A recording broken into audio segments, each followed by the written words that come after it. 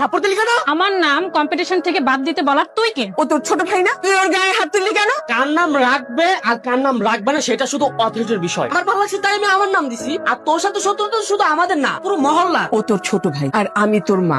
আমরা কি তোর খারাপ চাই বল? এই মহল্লায় তোর জন্য তো আমরা বের হতেই পারি না। নানান মানুষ নানান কথা বলে। সারা দিন তুই বাইক চালাস, রাতেও দেরি করে ফিরিস। মহল্লার মুরব্বীরা কিছু বললে তুই তাদের সাথে বেয়াদবি করিস। এখন তো ছেলেদের সাথে বাইক কম্পিটিশনে নেমেছিস। দুদিন পরে আমাদের নাকটা কাটা যাবে। তুই কোনো বাইক রেস অ্যাটেন্ড করতে পারবি না, এটাই ফাইনাল। এই শোন রাজ, এই রাজ, ফাহাদ তুমি এখানে?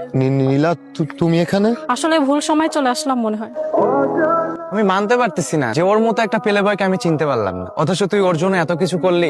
বাদ দে তো, এসব নিয়ে এখন আমার চিন্তা নেই। আমার এখন শুধু একটাই চিন্তা, বাইক রেস নিয়ে। বাবা, আজ তোমাকে ছাড়া খুব একা লাগছে। আজ যদি তুমি থাকতে তাহলে সবচেয়ে বেশি সাপোর্ট তুমিই দিতে। মা, কেন এত হতাশ হচ্ছিস? পাখিরা উঠতে গেলে অনেক সমস্যার মধ্যে পড়ে, তারপরেও সে তার লক্ষ্যে পৌঁছায়। তুই তো আমার সেই পাখি। বাবা, তুমি থাকলে হয়তো আজ সময়টা অন্যরকম হতো। রাজ, মা, কেউ আমাকে বুঝতে চায় না। কে বলেছে আমি নেই? এই দেখ, আমি তোর সামনে। আমি যেখানেই থাকি তোর জন্য সব সময় দোয়া করি। তুই অনেক বড় হবি, তোর সব স্বপ্ন পূরণ হবে। তো বারবার কেন কল দিচ্ছ? দেখো, তুমি যা দেখছো ভুল দেখছো, এটা টোটালি একটা মিসআন্ডারস্ট্যান্ডিং। ও আমার শুধুই বন্ধু। তোমার মতন ছেলেরা এগুলোই বলবে। আচ্ছা নীলা, তোর না আজকে রেসে যাওয়ার কথা, যাচ্ছিস না কেন? আপু, আমি তো বাইক চালাতে গিয়ে এদিক সেদিকে আগিয়ে দিই, আর এখন তো এটা রেস, যদি তেমন কিছু হয়ে যায় পরে কি হবে? তাই বলে কি যাবি না? দেখ আপু, বাবা তোকে ছোটকাল থেকে অনেক ভালোবাসতো। তুই যা চাইতি তাই দিত, তোর সব কথা শুনতো। মাও তোকে নিয়ে অনেক গর্ব করতো, ভালো রেজাল্ট করতি, সবসময় ফার্স্ট হতি। আর আমাকে দেখ, তোকে নিয়ে আমার অনেক হিংসেও হতো। তোর বাইক সবকিছু আছে, এটার জন্য আমি মাকে অনেক জ্বালাতন করি। মা, আমার একটা বাইক লাগবে। মামাকে বললো যে ফাইনাল এক্সামের পরে দিবে। তুই আমার উপর রাগ করিস না, সরি। এই রেসটা আমার জন্য না, তোর জন্য।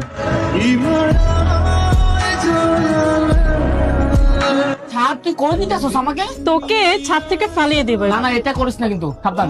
নে, এটা কার? আজকের পর থেকে আমার বাইকে হাত দিতে দেখলে চিলকার কান নিতে দিব না, আমি তোর কান নিয়ে যাবো। আপু সত্যি এটা আমার? হ্যাঁ। আমি আজকে থেকে তোর বাইক ধরবই না, সত্যি। থ্যাংক ইউ আপু। তুমি এখানে?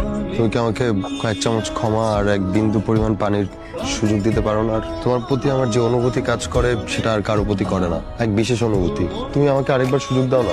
ভেবে দেখো। কংগ্রেচুলেশন। Thank you.